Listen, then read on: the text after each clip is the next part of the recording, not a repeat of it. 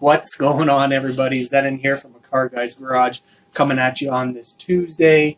It's 1:10 a.m. And, I got to get you guys some more vlogs. I got a lot of questions getting asked. So I've been slacking. I had the car show a few weeks back. My uncle was here from Winnipeg. I got sick for a little bit. The machine was down for a little bit again. And it's just all those things, put them all together. Then I just took a couple days off just to rejuvenate my mind, because it was getting to the point where I was just felt like I was being hung. So I'm here now. I have 3 questions for you guys, just like I normally do. I've written them out here on this piece of paper and I will answer them. So like always, I appreciate all the orders. I appreciate all the comments, the likes, the shares, the posts, all that stuff. I appreciate it. Let's keep it coming. And I hate asking, but share my stuff, get my stuff out there, let your friends, let your family know, let other car people know about Car Guy's Garage, and let's get a little bit more business coming my way, because it's coming up to the end of the year and I really need to bump up those numbers to make it look better than maybe it was all year. But I'm going to have to make some adjustments moving into next year, and to see just where I am coming next year as opposed to right now. It's been a tough road, I'm not going to lie, and hopefully things will just keep progressing, and then next year is just another chapter and we will just take it day by day. But most importantly, I am enjoying the process. That is the biggest thing that I think that people overlook in their lives, whether it's with work, whether it's with their job, whether it's their business, whether it's their personal life. I think that, if we all took a step back and just enjoyed the process, a lot more people out there would be, more content and more happy with themselves. So, not a life lesson or anything. It's just, that's just me. And, just something, it could always be worse, but it could always be better. All right. So let's start with the questions. There are 3 easy ones. 2 of them are back-to-back. One's good, one's bad. So we'll just start with the bad one first. So what has been the biggest challenge with starting your business? Money.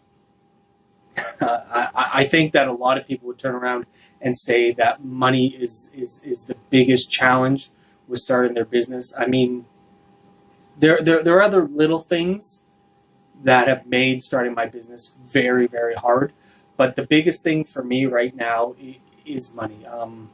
I've said it before in other videos, is that I had to leave my job. I was told that get out. The ultimatum was just, it wasn't acceptable. So when I left, yes, I had some money saved up and I was doing some good things on the side, but I didn't really have all the funding that I had pretty much would have wanted starting a business. So the big thing for me has been money. A lot of money going out and not as much coming in. And throughout the months, I've learned where to put more of my money and where to not put my money. And that's just through trial and error.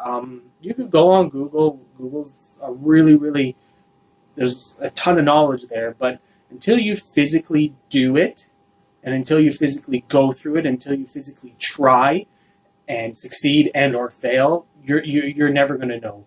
And that's the biggest thing that I found with my business, is that what's working for someone else is not going to work for me. And what works for me is maybe not going to work for someone else. And there's a lot of stuff to learn when you're running a business, especially a business like mine, like with shift knobs and accessories and stuff. You would think, I talk to a lot of people and they go, oh, what? It's not the same shift knob for a Subaru as it is for a Toyota, as it is for a Hyundai. And no, it's not. And that makes it harder for individuals like myself who turn around and make the shift knob specifically for the car. So investing the money into shifters, or having people come over and paying them, or giving them a discount and such, that's where a lot of your money goes. I bought a lathe, I bought a laser engraver, I bought a milling machine, I bought tooling. Tooling is the most expensive. And I bought storage and all that stuff for my tools. And that, that's a big chunk of money. And when you're talking about starting a business, whether it's a machine shop or whether it's a restaurant or whether it's retail or whatever, like every single one is different. Some takes more money and some doesn't. And like I said, in other videos as well, I do everything from scratch. So when I need to make a shift knob, I take that hunk of metal, I throw it in the lathe, and I make it. I don't buy my stuff from China and just powder coat it and ship it out. I don't buy myself mass produced from a machine shop and dip it or powder coat it or paint it. Like everything that I do from start to finish is done by me. So money in my business has been the biggest challenge, because if I had a little bit more, I would have saved up a little bit more. If I had access to a little bit more, I could turn around and get you guys that CNC lathe and that CNC mill, spend the $100,000 and then be able to offer you really cool products. Not that I'm not putting out cool products now, but I'd be able to offer you guys even cooler products and streamline my products maybe a little bit better and have more access to certain shapes and sizes and such. So the biggest challenge for me has been money. And I think that that's going to be for the next few years, for however long that I could turn around and struggle along and go through this, is that it is going to be money. Obviously, money makes things easier, but it also makes things a lot more harder. So I'll just keep taking day by day, enjoying the process, and we'll see where it comes. All right. The next question is, what has been the most enjoyable thing with starting your business? The most enjoyable thing to me, I don't. It's the same question like in a few videos ago about what motivates me. That enjoyment and motivation to me aren't the same. Just because you enjoy something, it's not going to motivate you. So the biggest thing for me, the enjoyment is taking, a piece, like here's a resin block, is being able to take this, stick it on my lathe, and make it into something pretty cool. And coming up with new ideas, like my light up shift knobs, whether you've seen them or not, you don't have to plug them in. They have a little LED light that goes in them and it brightens up the shift knob. I have new fluorescents and new neon resin that I stack into a metal shift knob, and flowers in shift knobs. I have blocks that are going to have things in them. I don't want to give up the secrets, but I have things going in them. So that's the enjoyment for me. It's being able to go to my shop, turn on my lathe, and just carve something from a hunk of metal or a hunk of wood or a hunk of resin. That is the most enjoyable thing for me. It was a hobby at first, and now it's turned into a business. And trying to keep it where I still enjoy it is hard sometimes from a business standpoint, but that's why I keep producing newer items, my e-brake handles, my license plate deletes, new shaped shift knobs, and stuff like that. So that's the most enjoyable thing for me with starting my business, is being able to expand and create newer items. And I mean, if we really want to get technical, my CVT adapter for the Subarus, and it works for other cars as well, that's pretty cool, because I haven't been able to find any other company that turns around and makes them. And for me to be able to offer that to people, where it's handmade, it's not mass produced, and I could essentially make any shift knob of mine fit, that's pretty exciting. That's pretty enjoyable. So, so that's it. I mean, there's lots of things enjoyable about a company, but that's the biggest thing, is being able to take something and create something, and then for you guys to enjoy it. And then when you post it, that's my motivation. All right? Now, the last question is, it's funny, this is all about money today. What would you do with an extra $25K? And it was specifically $25K. I wish it was $50K or $100K, because that would be easier to answer. So I think with $25,000, the first thing that I would do is I would take 15 and pay off. Just invest that back into myself, my company, to say, okay, here you go, here's increased revenue, because when I spent all this money on the machines at the beginning of the year, I've just been slowly climbing out of that, the water, so to speak, And taking that $15,000 would make it a lot easier for me, and putting it back in the bank and paying off, some of the things that come with running a business. That would be great to be able to pay that back. So that would be where I predominantly put most of my money.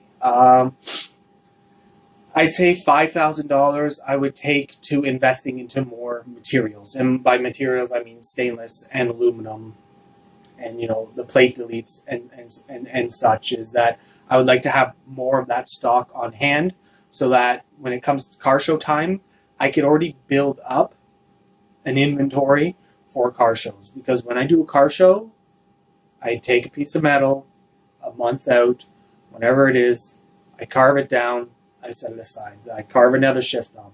I carve another shift. I just keep carving for that entire month, powder coat them, and then, a week before I'm pretty much done, and then, I've made 30 or 40 shift knobs, all while turning around and making custom orders. So I would invest more money into buying, a ton of material. Like if I go and buy 100 pieces of 2-inch stainless, so that I could turn around and cut shift knobs out of it, and 3-inch stainless and 4-inch stainless, that would be so beneficial to me. Because right now I turn around and I buy them by the handfuls, 5 at a time, because when you're spending, $20-$30 a piece, it could get expensive depending on the sizes and the thickness and such. So, and the same goes for aluminum. Aluminum is a little bit more cheaper, but spending all that money before making it is really hard. And if I put $15,000 back in, it would make it easier.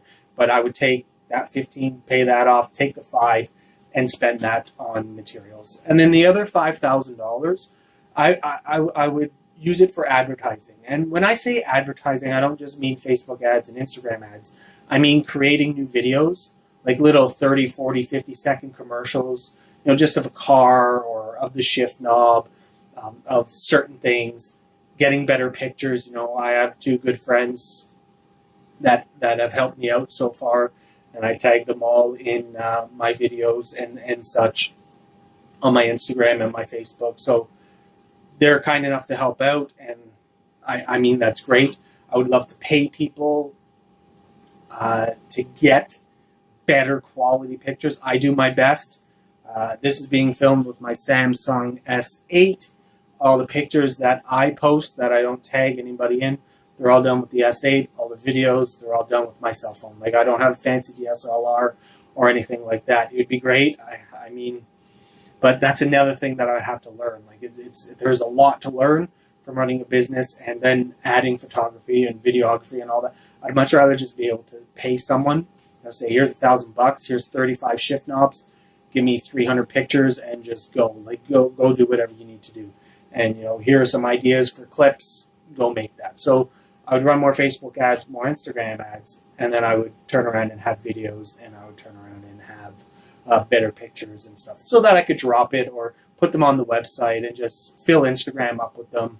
And if you look at my feed right now at A Car Guy's Garage, you will see a lot of those pictures that I sporadically put in there just to make the feed a little bit better. And when you have someone who's really, really good at it, like my guy is, then it's much more exciting when you hit my feed. So, I mean, yeah, that's what I would do with an extra $25,000. Now, if my business was running on par, where I'm breaking even, and I had an extra $25,000, I'd put it towards the CNC lathe.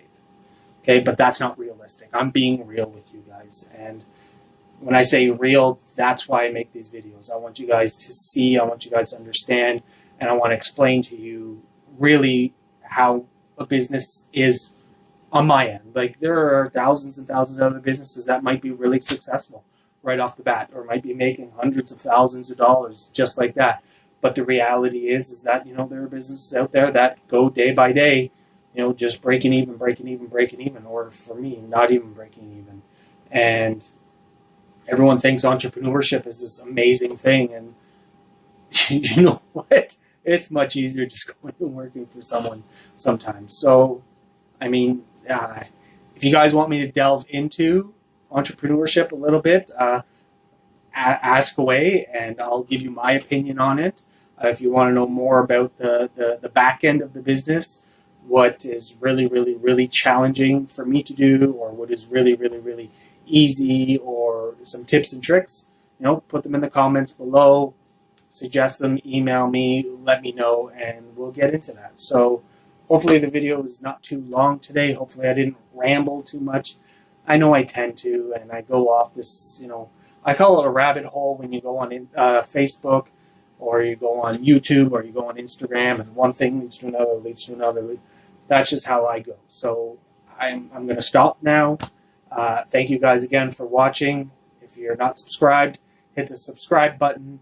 If you're not following me on Instagram or Facebook, make sure that you do. It'd be really much appreciated. All right, guys. Winter's coming, so let's get more shift knob orders in before it gets cold, and we'll see you on the next one. Later.